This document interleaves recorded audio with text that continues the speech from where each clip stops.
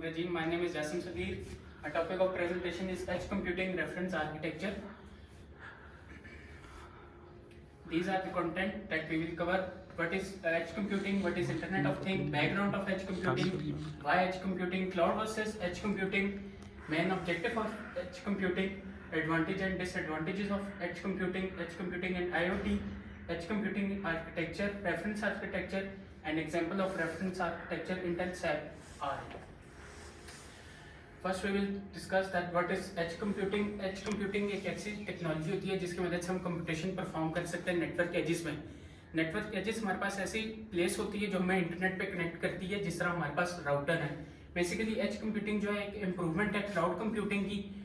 और एज इसको एज इस वजह से कहा जाता है क्योंकि जो डाटा हमारा प्रोसेस हो रहा होता है वो सिर्फ सेंट्रलाइज नोड पे नहीं होता और अब इस पे भी हो रहा होता है. एज कंप्यूटिंग के जरिए नेटवर्क एजेस पे परफॉर्म हो रहा होता है. Next slide.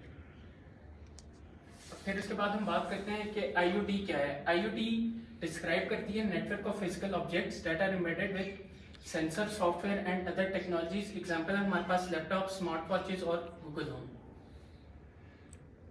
इसके फिर हम बैकग्राउंड में चल जाते हैं. एज कंप्यूटिंग पे जो काम है 1990 से शुरू हो गया था, जब हमारे पास सबसे पहले आया था कंटेंट डिलीवरी नेटवर्क, जो कि प्रपोज किया गया था इंप्रूविंग वेब परफॉर्मेंस के लिए. उसके बाद 2013 में नोकिया और IBM ने मिलके एक बनाया था मोबाइल एज कंप्यूटिंग प्लेटफॉर्म जिसका नाम था रेडियो एप्लीकेशन क्लाउड सर्वर.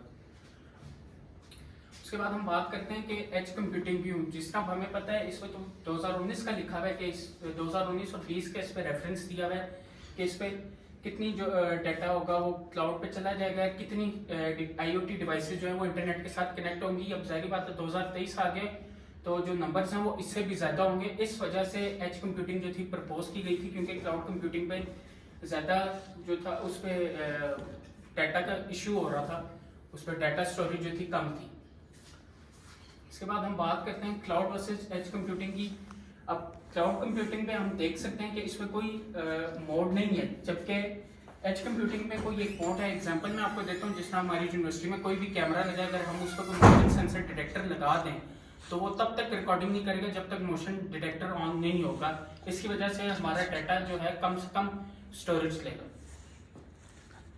इसके बाद हम बात करते हैं main objective of edge computing.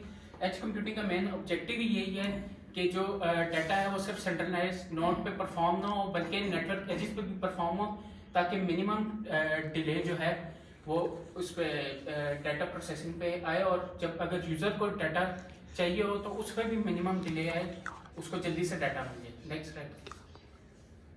इसके बाद हम बात करते हैं एडवांटेजेस एंड डिसएडवांटेजेस पे. एडवांटेजेस पे real time response, very less delay और कैन वर्क विद क्लाउड और फॉग. डिसएडवांटेजेस में आ जाता है limited storage, high power consumption, interconnected through telecommunication networks. फिर एज कंप्यूटिंग और IoT आ जाता है. अब सारी बात है, एक अगर कोई ऑर्गेनाइजेशन है उसका सारा डाटा जो है वो क्लाउड पे जाके स्टोर हो रहा होता है और प्रोसेस भी उधर ही हो जाता है. तो एज कंप्यूटिंग से ऑर्गेनाइजेशन वगैरह को ये फायदा होगा कि उनका जो कुछ डाटा है वो एजेस पे ही हो जाएगा प्रोसेस, जिसकी वजह से वो अपना क्विकली एक्सेस कर सकेंगे डाटा जो भी उनको रिक्वायर्ड होगा. उसके बाद आ जाता है net edge computing architecture. Edge computing architecture ही वो काम करता है जिसकी मदद से जो क्लाउड में डाटा प्रोसेस हो रहा होता है वो नेटवर्क एजेस पे जो है शिफ्ट किया जाता है और आगे उसको फिर उस पे नेटवर्क एजेस पे जो है प्रोसेस किया जाता है. इसके एडवांटेजेस हैं कि सेफ बैंडविड्थ करता है, रिसोर्सेज स्टोरेज है, लेस डिले इन प्रोसेसिंग और इनहैंस स्केलेबिलिटी. इसके बाद हमारे पास आ जाता है रेफरेंस आर्किटेक्चर. रेफरेंस आर्किटेक्चर एक ऐसा डॉक्यूमेंट होता है जिसकी मदद से जो होता है कोई IT प्रोडक्ट्स और सर्विसेज जो है डेवलप की जाती है, उस पर इसका डिज़ाइन होता है और इंटीग्रेशन होती है. इसकी मदद से जो है हमारे project manager, software developers and IT manager जो हैं वो उनको एक किसी प्रोजेक्ट में काम करने में आसानी होती है. ये एक हमारे पास एग्जांपल है इंटेल SAP रेफरेंस आर्किटेक्चर की.